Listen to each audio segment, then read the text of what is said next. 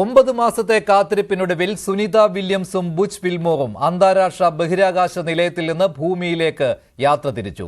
ഇവരടക്കം 4 പേരെയും വഹിച്ചുള്ള freedom dragon പേടകം നാളെ പുലർച്ചെ ഇന്ത്യൻ സമയം 3:27 അറ്റ്ലാന്റിക് സമുദ്രത്തിൽ ഇറങ്ങുമെന്നാണ് പ്രതീക്ഷിക്കുന്നത്.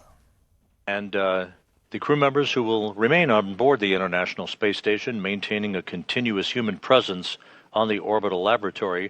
അവർ യാത്ര തിരിച്ചു. ഇനി സുരക്ഷിതമായി ഭൂമിയിലെത്തണം. ആകാംക്ഷയുടെ ഇതുവരെയുള്ള ഘട്ടങ്ങൾ വിജയകരമായി പൂർത്തിയാക്കി.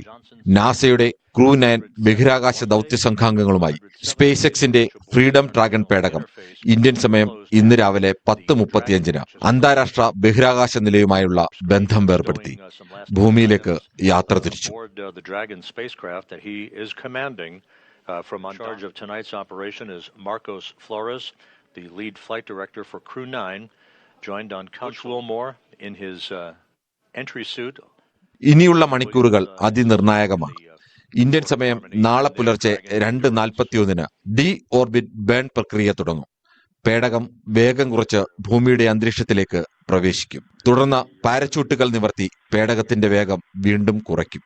നാളെ പുലർച്ചെ 3:27 അവർ സുരക്ഷിതരായി കടൽ തൊടും. സാഹചര്യങ്ങൾക്കനുസരിച്ച് ഈ സമയക്രമത്തിൽ മാറ്റം വരാം. കടലിൽ പതിക്കുന്ന ക്യാപ്സ്യൂൾ കപ്പലിൽ കരയിലേക്ക് എത്തിക്കും.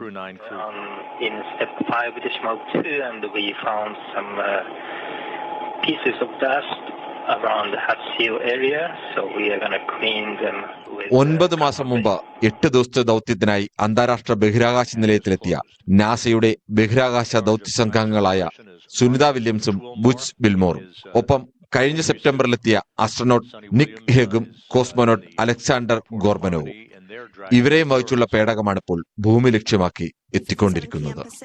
Space desk, news 18.